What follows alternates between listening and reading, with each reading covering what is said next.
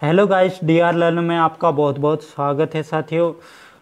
हम आपके लिए बहुत ही महत्वपूर्ण सेशन लेकर आए हैं जिसमें रीट में और ऑल एग्ज़ाम में बहुत ही महत्वपूर्ण सवाल है जो पूछे जाते हैं, वो प्रश्न छांटकर आपके लिए लेकर आए हैं। तो बने रहिए हमारे साथ। अगर आप नए हैं तो चैनल को सब्सक्राइब और बेल आइकन को प्रेस कीजिए।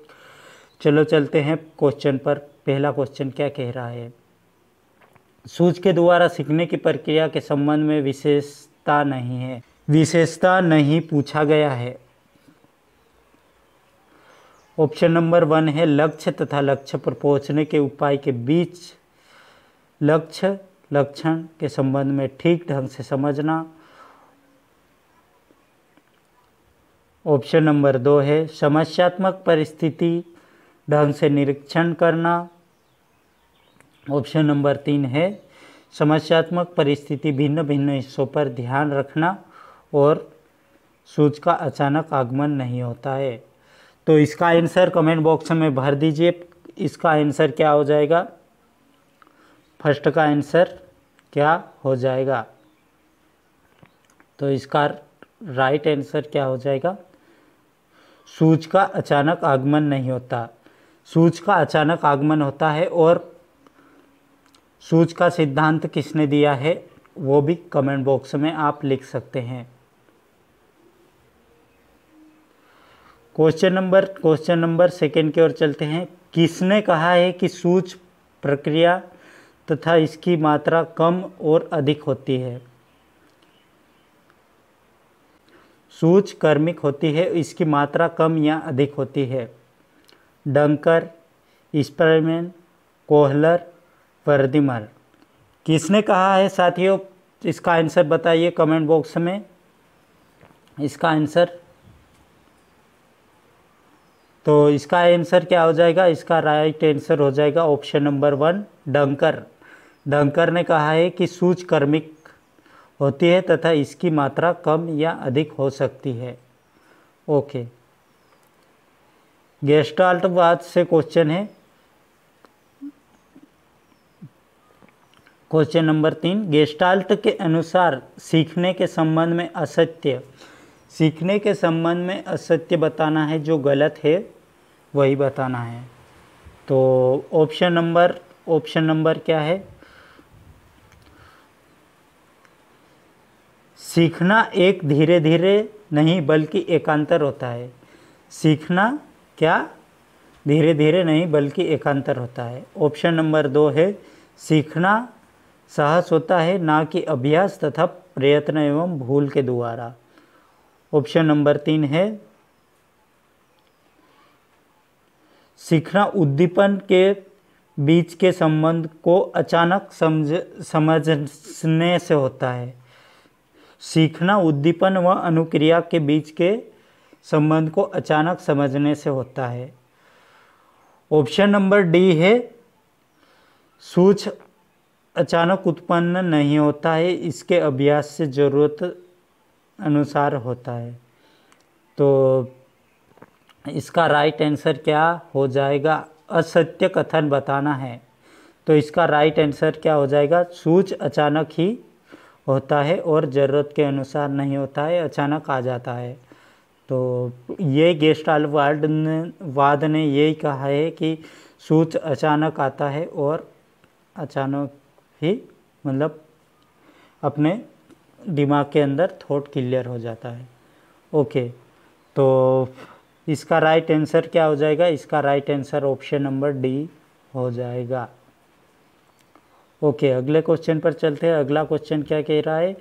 निम्नलिखित में से कौन सा नैमित्तिक अनुबंधन कहलाता है? सूझ अनुबंधन, शास्त्रीय अनुबंधन, संक्रिय अनुबंधन, सूचना प्रक्रिया अनुबंधन। तो इसका राइट आंसर क्या हो जाएगा?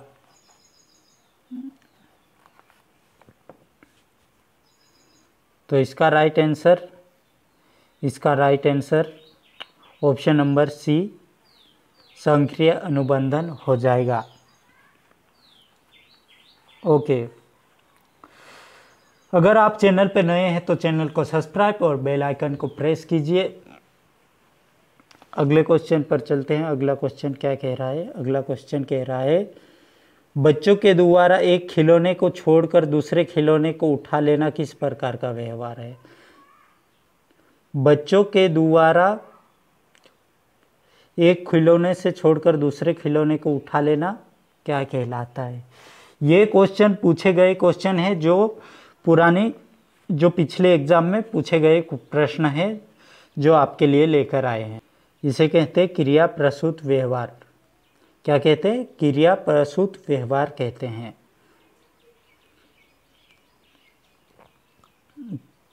अगले क्वेश्चन पर चलते हैं। अगला क्वेश्चन क्या कह रहा है? स्किनर के द्वारा बताए गए पुनर में शामिल है। स्किनर के द्वारा बताए गए पुनर्बलन में शामिल है। ऑप्शन नंबर 1 है सतत पुनर्बलन, ऑप्शन नंबर 2 है निश्चित अंतराल पुनर्बलन, ऑप्शन नंबर 3 है अनुपात पुनर्बलन और ऑप्शन नंबर डी है अपरिवर्तन पुनर्बलन। तो क्या आंसर हो जाएगा साथियों?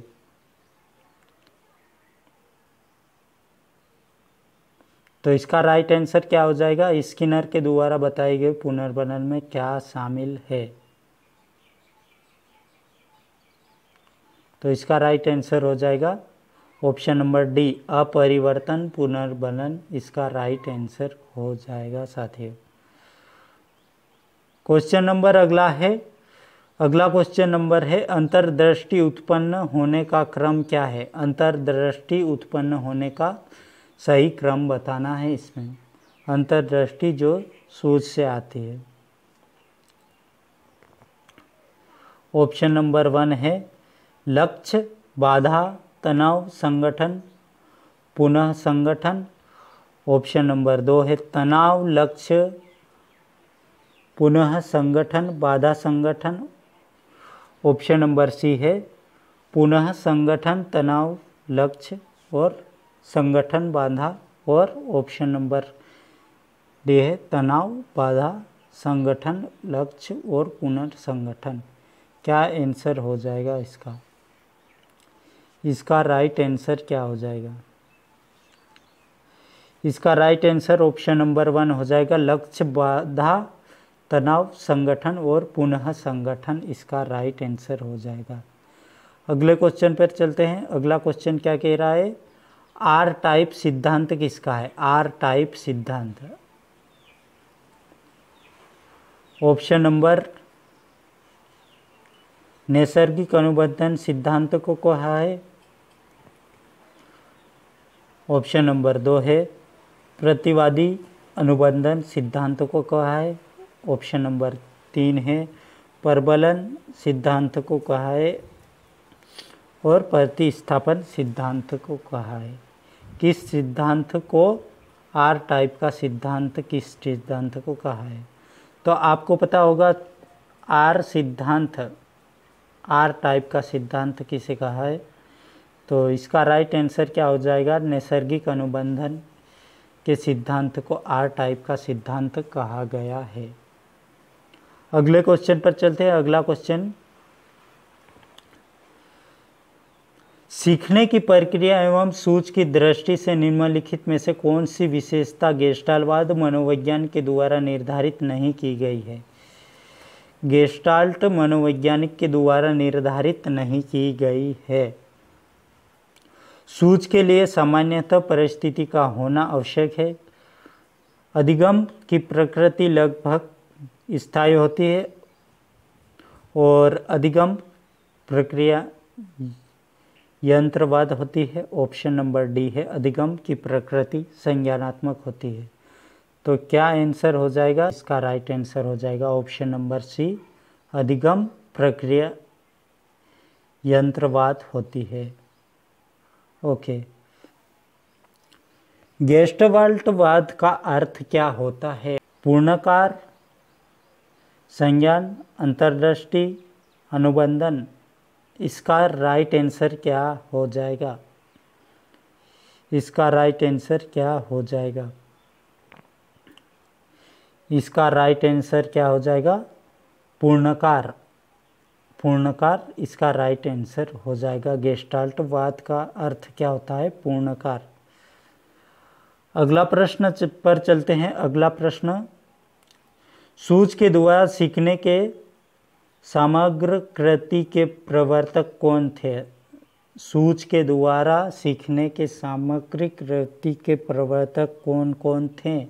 इसमें कौन कौन से शामिल है?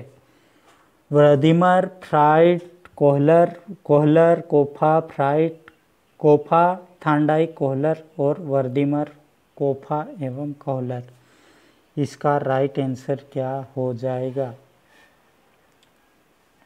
सूझ के द्वारा सीखने के समग्र के प्रवर्तक कौन है? तो इसका राइट आंसर क्या हो जाएगा?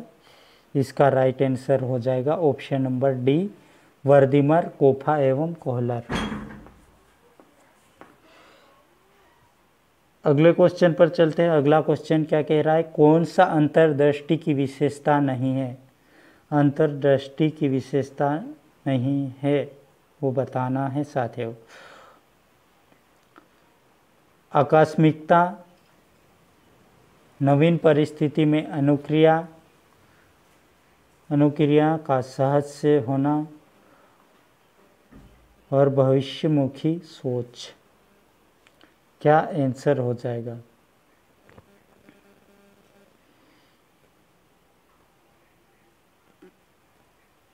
तो इसका राइट आंसर हो जाएगा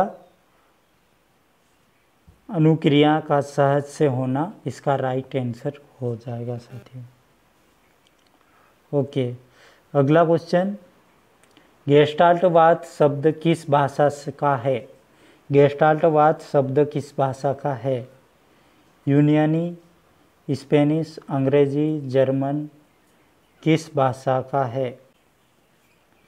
तो इसका राइट आंसर क्या हो जाएगा? जर्मन भाषा का शब्द है गेस्टाल्ट शब्द। ओके, गेस्टाल्टवाद की विशेषता नहीं है। गेस्टाल्टवाद की जो विशेषता नहीं है वो बताना है। यह चिंतन, तर्क, विश्वास करता है। यहाँ अंश पूर्ण की ओर अग्रसित करता है। यहाँ मनोवैज्ञानिक वातावरण पर विश्वास करता है। ऑप्शन नंबर डी है, यहाँ प्रत्यक्ष पर आधारित होता है। क्या आंसर हो जाएगा? इसका आंसर आप कमेंट बॉक्स में लिख सकते हैं। तो ये पिछले क्वेश्चन, पिछले वीडियो में जो पूछा गया है उसका क्वेश्चन आंसर है। भाषा शिक्षण का संप्रेक्षक उपगम भाषा संचारों की जानकारी पर बल देता है। और ऑप्शन नंबर बी है, संदर्भ में भाषा प्रयोग की कुशलता पर बल देता है। ऑप्शन नंबर सी है, मातृभाषा का प्रयोग निष्पक्ष करता है और बोलने पर कौशल देता है। तो इसका राइट आंसर क्या हो जाएगा? इसका right answer option number B हो जाएगा। और ये प्रश्न शिक्षण विधियों से संबंधित था। तो बने रहिए हमारे साथ। और आज के लिए बस इतना ही। मिलते हैं जल्द ही नए वीडियो में। तब तक के लिए नमस्कार, जय हिंद और जय भारत। और चैनल को सब्सक्राइब और बेल आइकन को प्रेस कीजिए। आपकी सपोर्ट की बहुत ज़रूरत है।